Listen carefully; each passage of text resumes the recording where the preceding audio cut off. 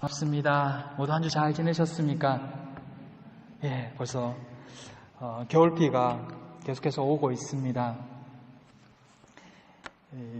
다른 곳은 여름에 비가 오는데 독일과 유럽은 주로 겨울에 비가 많이 옵니다. 그래서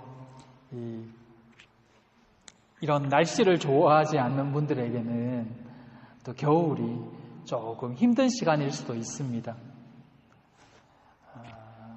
피하지 못하면 즐기라라는 말이 있습니다. 겨울비도 낭만이다 생각하시고 또 여유를 가지시기 바랍니다.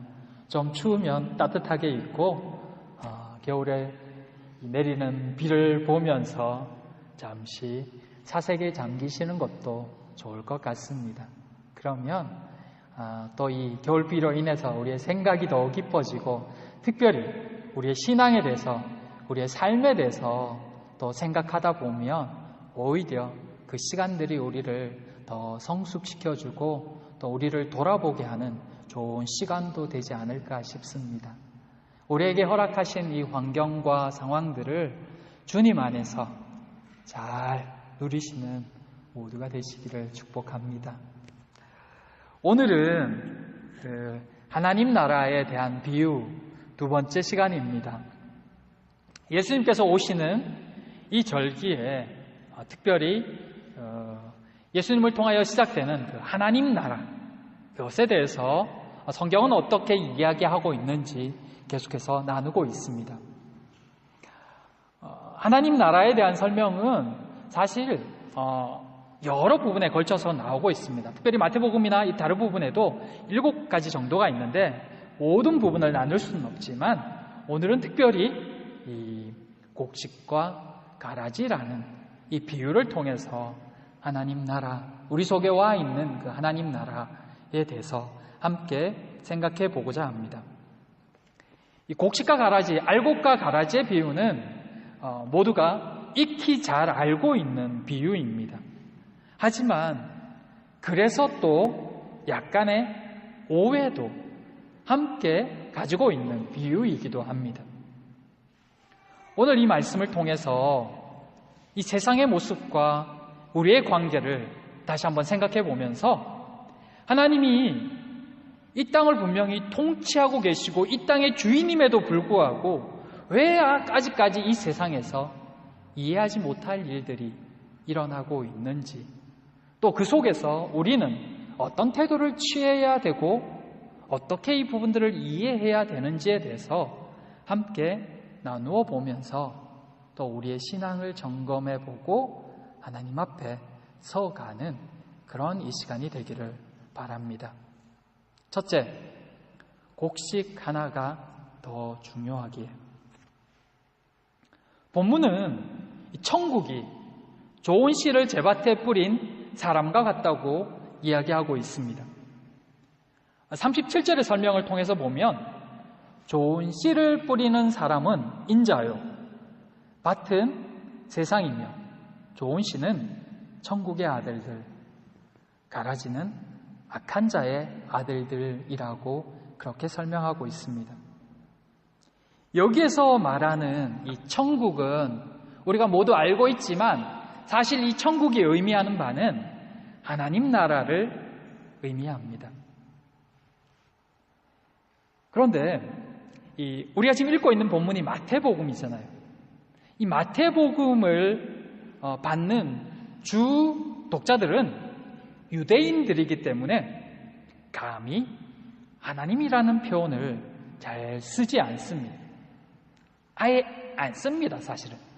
그렇기 때문에 그들을 배려해서 하나님 나라는 이라고 말하지 않고 마태복음에는 천국이라고 대부분 다 되어 있습니다. 즉 하나님 나라, 하나님이 통치하는 나라는 좋은 씨를 제 밭에 뿌린 사람의 상황과 같다는 이야기를 하고 있는 것입니다. 보통 이 내용은 이렇게 많이 알려져 있습니다. 교회 안에는 진짜 성도와 가짜 성도가 섞여 있다, 이런 식으로 이 비유를 많이 설명합니다. 이 해석은 실제 상당히 설득력 있고 설명하기도 비교적 용이합니다.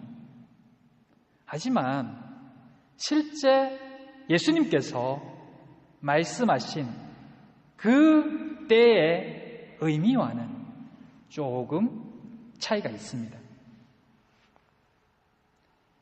예수님께서 이 비유를 딱 믿는 사람들을 향해서만 사실 하신 말씀은 아니기 때문입니다. 듣는 대상들은 믿으러 온 사람들이고 예수님을 믿는 사람들이었지만 이 비유 자체는 거기에 모여있는 너희들에게만 해당된다라고 말씀하신 것은 아니라는 것입니다. 물론 그들도 해당되겠죠. 예수님께서 이 말씀을 전할 당시에는 사실 예수님을 따르는 무리들 중에서 가짜와 진짜를 구별해야 될 만큼 그것이 그렇게 시급한 문제가 아니었다는 것입니다.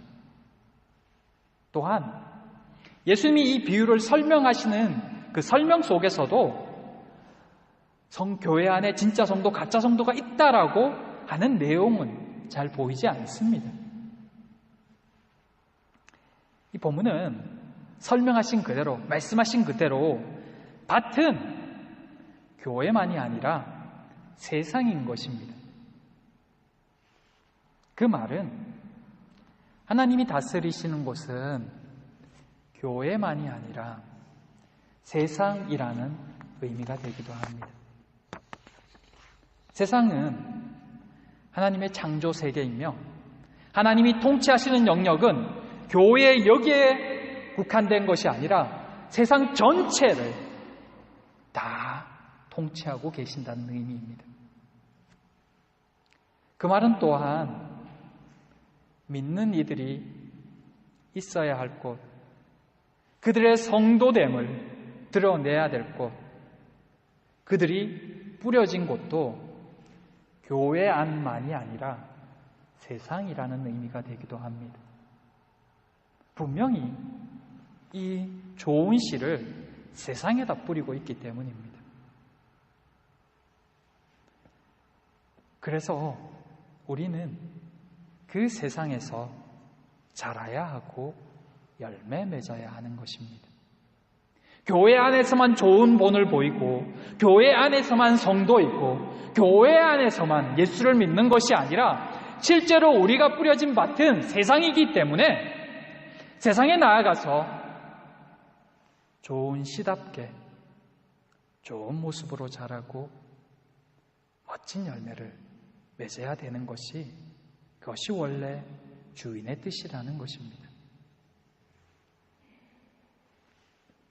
그런데 그 밭에 원수가, 이 사단이 가라지를 뿌려놓았다고 합니다.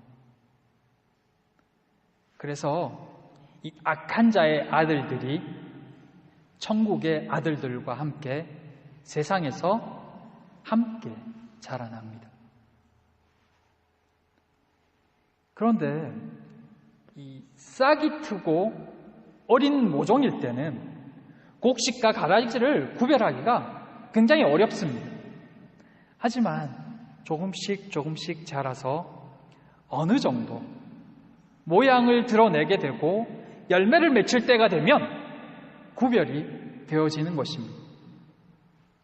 마치 처음에는 다 좋아 보이고 다 괜찮아 보이지만 어느 정도 시간이 지나다 보면 서로에 대해서 알 수 있는 것처럼 말입니다. 본문이 그렇습니다. 처음에는 다 좋은 시인 줄 알고 그렇게 바라보고 있었는데 한참 시간이 나아가서 열매를 맺힐 때쯤 보니까 이 가라지들이 곳곳에 보이기 시작하는 것입니다. 밭 구석구석에 자라고 있는 그 가라지들이 보기도 싫기도 했고 또 한편으로 그것이 이 곡식의 양분을 빼앗아서 이 곡식이 자라는 동안에 그 성장을 방해하기도 합니다.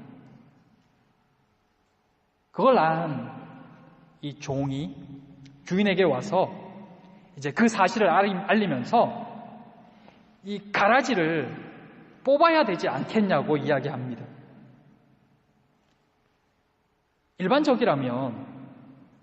이제 열매가 막 맺힐 때쯤이나 이 자랄 때 이 가라지를 뽑아 주어야지 좀 더 실하고 많은 수확물을 거둘 수 있는 것이 사실입니다. 더 놔두면 이 가라지들이 양분을 마저 빼어가서 성실한 실한 열매가 맺히기 어려울 수 있기 때문입니다. 그런데 오늘 본문에 보이는 이 주인의 반응은 좀 다릅니다. 뽑지 말라는 것입니다. 그대로 놔두면 분명히 수확물의 차이가 날 것임에도 불구하고 뽑지 말라는 것입니다. 그 이유를 들어봤더니 가라지를 뽑다가 혹시나 거기에 붙어있는 곡식까지 뽑을까 염려되었기 때문이라는 것입니다. 가라지를 뽑을 때 이 곡식이 뽑히는 이유는 이 식물의 특징이기도 한데 이 가라지들의 뿌리가 일반적으로 곡식의 뿌리보다 더 강할 뿐만 아니라 또 이 가라지가 묘한 것이 뭐냐면 그 당시에는 이 독보리로 설명이 되는데 이 가라지가 뿌리를 내리면서 곡식의 뿌리를 감싸면서 뿌리가 내려집니다. 그러다 보니까 이 가라지를 뽑을 때 줄기만 잡아 뽑으면 곡식의 뿌리도 함께 뽑히는 것입니다. 이게 뒤에 엉켜있기 때문에 어쩔 수 없이 가라지를 뽑으면 그 옆에 있는 곡식의 줄기까지 뽑히게 되어 있는 것입니다. 조심한다 해도 필연적으로 몇 가닥은 같이 뽑힐 수밖에 없습니다. 그래도 사실 좀 더 많은 수확을 거두기 원한다면 그 옆에 있는 곡식 몇 가닥 중 같이 뽑힌다 할지라도 가라지를 뽑아버리는 것이 이후에 수확을 거둘 때는 훨씬 더 많은 수확물을 거둘 수 있게 합니다.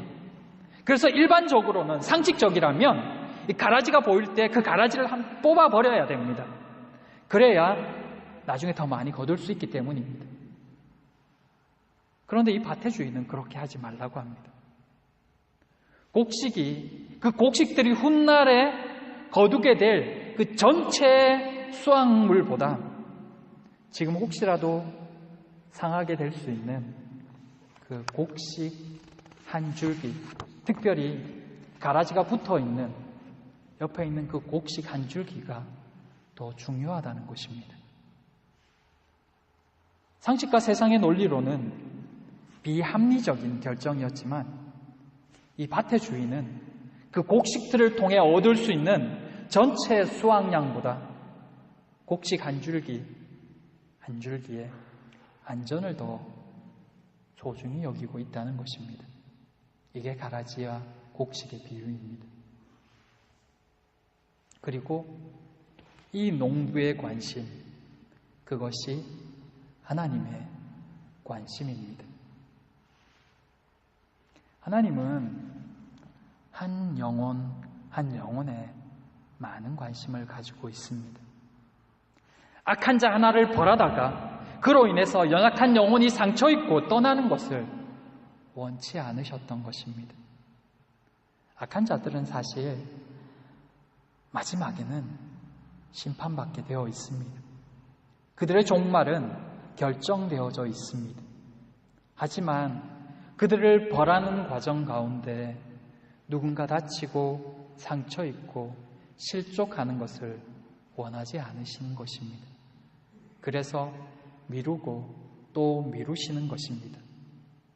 그런데 그러다 보니까 또 다른 상황들이 발생하게 되는 것입니다. 많은 이들이 심지어 그리스도인들조차도 당황스러워할 때가 가끔씩 있습니다. 세상에서 일어나는 많은 불의한 일들과 도저히 이해가 되지 않는 상황들 속에서 하나님이 침묵하고 계시다고 느끼기 때문입니다. 하나님이 계시다면 이 상황을 왜 지켜보고 계시는지 이해가 안 될 때가 있기도 한 것입니다. 그러나 하나님이 계시지 않는 것이 아니라 기다리시기 때문입니다. 기회를 주고 계시다는 것입니다. 믿는 자들 중 한 사람이라도, 또 믿게 될 사람들 중 한 명이라도 잃기를 원치 않으시기 때문입니다. 그것이 우리가 사는 이 땅에서 선한 자들과 함께 악한 자들이 여전히 악을 행하고 있음에도 불구하고 크게 심판받고 있지 않는 이유입니다. 사실은 우리 중 누군가를 위해, 또 우리 때문에 기다리고 계신 것입니다. 우리는 어떻게 해야 할까요?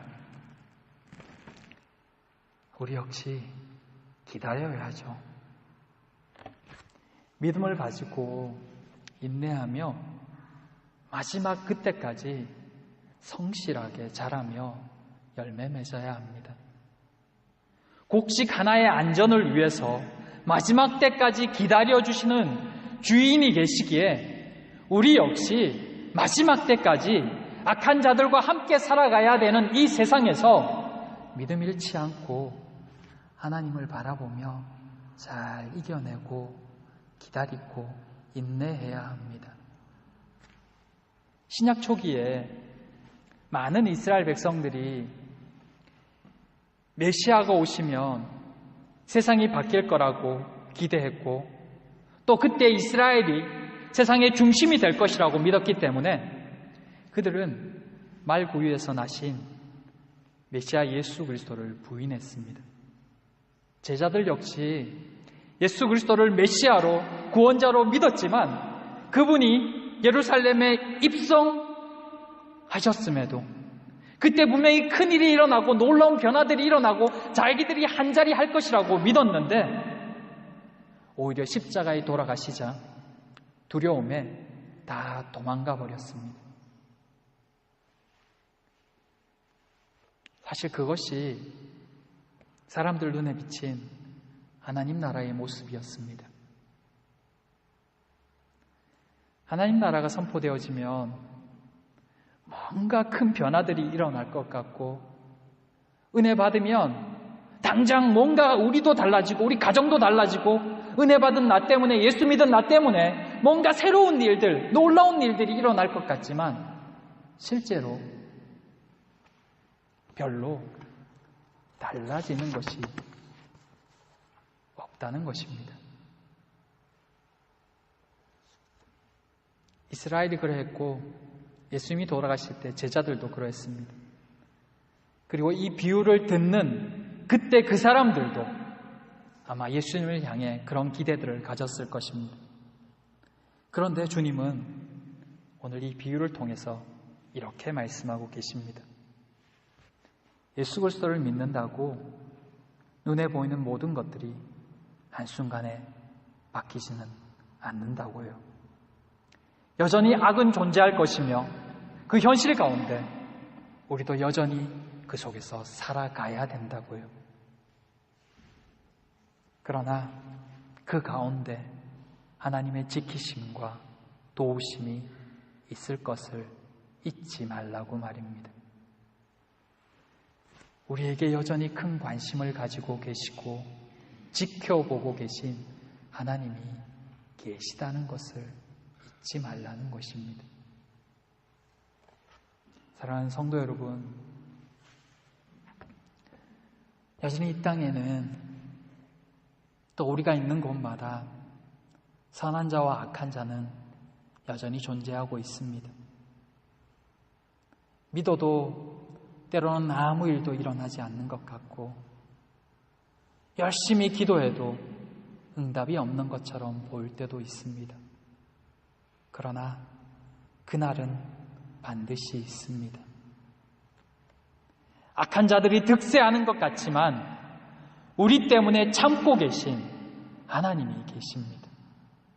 한 자녀도 상하기를 원치 않으신 그 하나님이 오늘도 우리를 지켜보고 계시고, 아닌 것 같지만, 아무 일도 없는 것 같지만 우리를 통해 일하고 계신 하나님이 계시다는 것을 기억하시기 바랍니다. 그리고 오늘 하루를 믿음 가운데 인내함으로 성실히 살게 되시기를 바랍니다.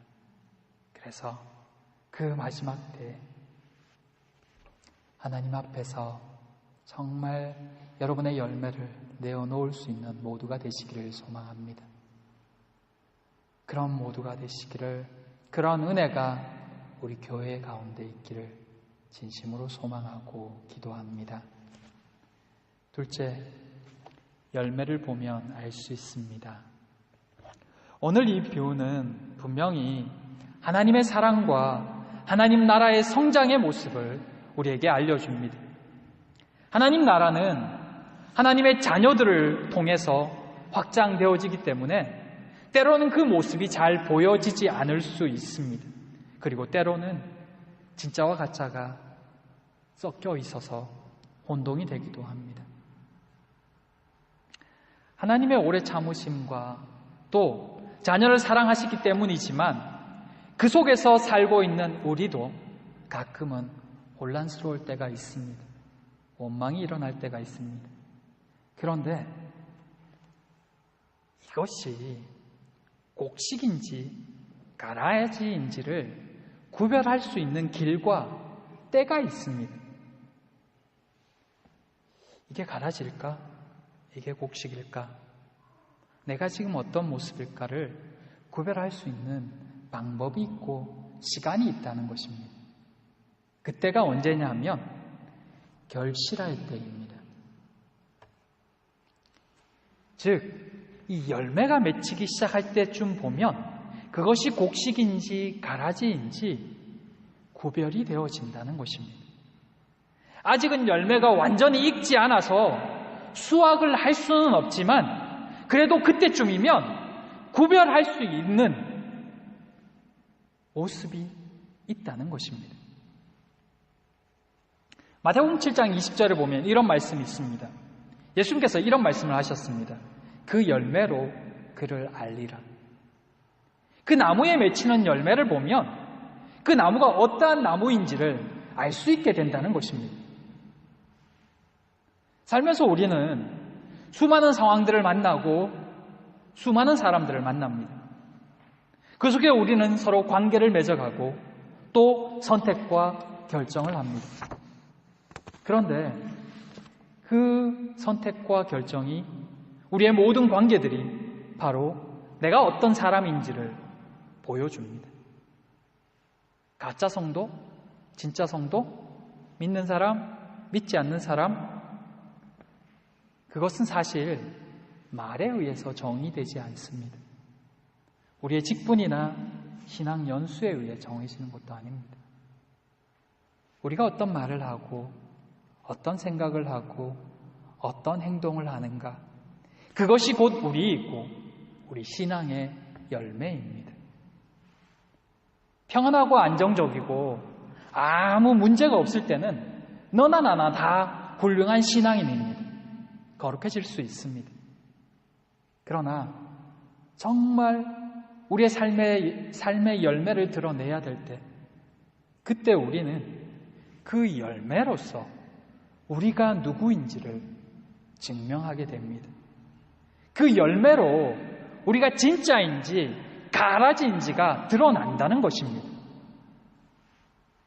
이 부분은 사실 우리에게 굉장히 중요합니다.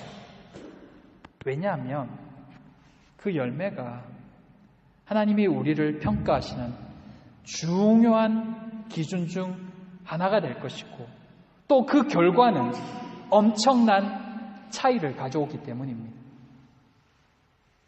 이것은 나뿐만 아니라 누군가를 바라볼 때도 마찬가지입니다. 처음에는 잘 구별이 되지 않을 수 있습니다. 그러나 오늘 비유에서 보듯이 시간이 흐르고 그 열매가 드러날 때쯤이면 구별이 되어지듯이 우리 역시 신앙 안에서 또 바른 관점을 가지고 시간을 두고 지켜보게 되면 그 열매가 진짜인지 가짜인지 어느 정도 구별할 수 있게 된다는 것입니다. 이것은 누구를 평가하고 구별하고 분리시켜야 한다는 이야기가 아닙니다. 그건 마지막 때에 하나님이 직접 가려내어서 가라지는 싹 모아서 불에 태우실 것이고 알곡은 창고에 모으실 일입니다. 그건 하나님의 일입니다. 그 일을 우리가 섣불리 하려고 하다가는 또 다른 이에게 상처를 주고 일만 더 크게 만들 뿐입니다. 그래서 하나님도 기다리시는 것입니다. 그러기에 우리 역시 하나님께 맡겨드림이 필요합니다. 그런데 그럼에도 우리는 그 열매를 보며 옳고 그름을 분별할 줄은 알아야 합니다. 그것은 나에게 막대한 영향을 미치기 때문입니다. 주인이 가라지를 뽑지 않은 이유는 그 가라지를 아껴서가 아닙니다. 혹시나 뽑다가 곡식이 같이 상하게 될까 봐입니다. 곡식 때문입니다. 그래서 놔두시는 것입니다. 앞에서 설명드렸듯이 가라지는 곡식의 뿌리를 감싸면서 자랍니다. 그렇게 영양분을 빼앗아서 이 곡식이 자라지 못하도록 막아버리는 것입니다. 그러니까 가라지의 뿌리가 우리의 믿음의 뿌리를 감싸서 우리의 믿음의 성장을 막아버린다는 것입니다. 그렇기 때문에 우리 역시 가라지에 속지 않기 위해서 분별할 줄은 알아야 된다는 것입니다. 사단은 세상 가운데도 가라지를 뿌려 놓았지만 우리 공동체 안에도, 교회 공동체 안에도 가라지를 뿌리며 또 심지어 우리의 마음에도 악한 가라지를 뿌려 놓습니다. 그래서 바른 믿음으로 자라지 못하도록, 온전한 열매를 맺히지 못하도록 막아버린다는 것입니다. 그것에 많은 이들이 속고 또 스스로 속기도 합니다. 근데 그럴 수밖에 없는 것이 사단은 처음부터 속이는 자이기 때문입니다. 그러나 때가 되면 영적으로 깨어 있으면 그 되어지는 열매를 보며 분별할 수 있게 됩니다.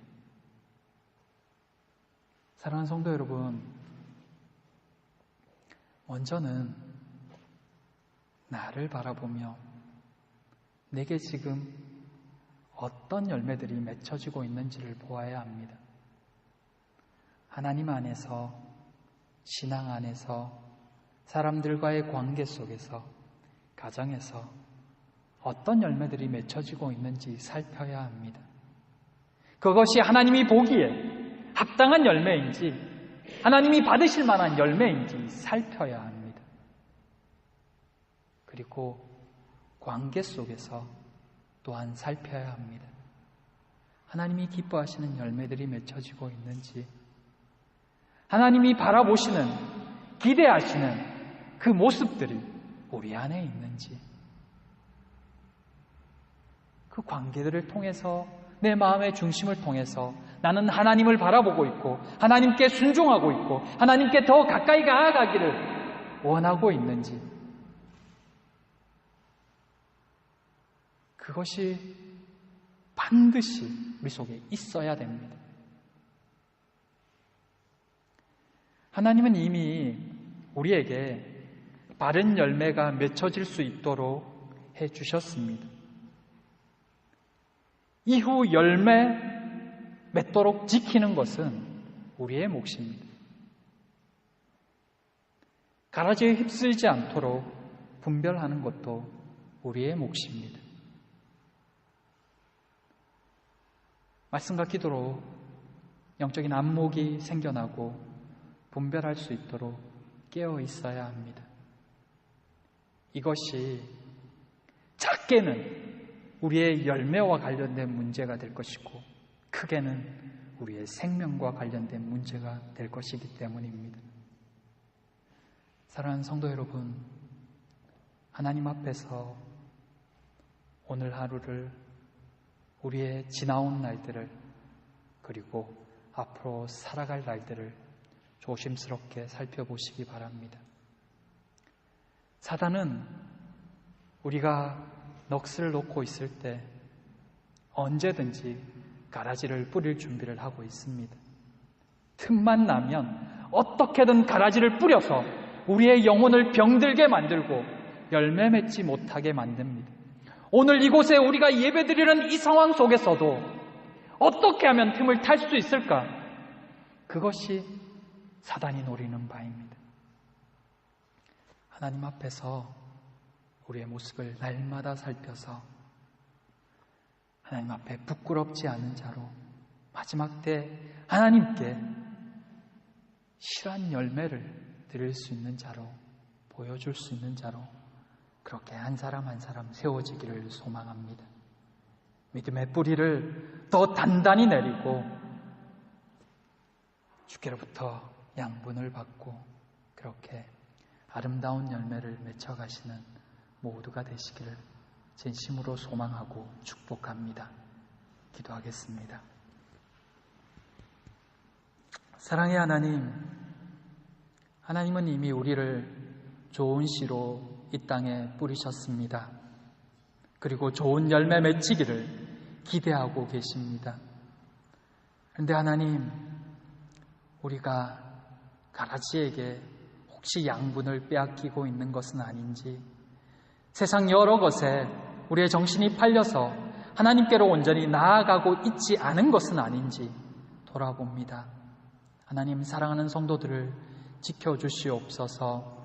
세상의 것들에 휘말리지 않도록 도와주시고 하나님 앞에 그 믿음의 뿌리를 더 단단히 내리는 모두가 되도록 하나님 함께하여 주시옵소서.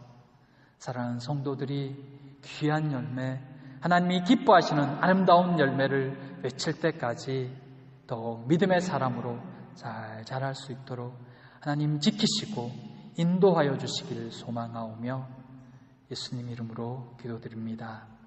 아멘.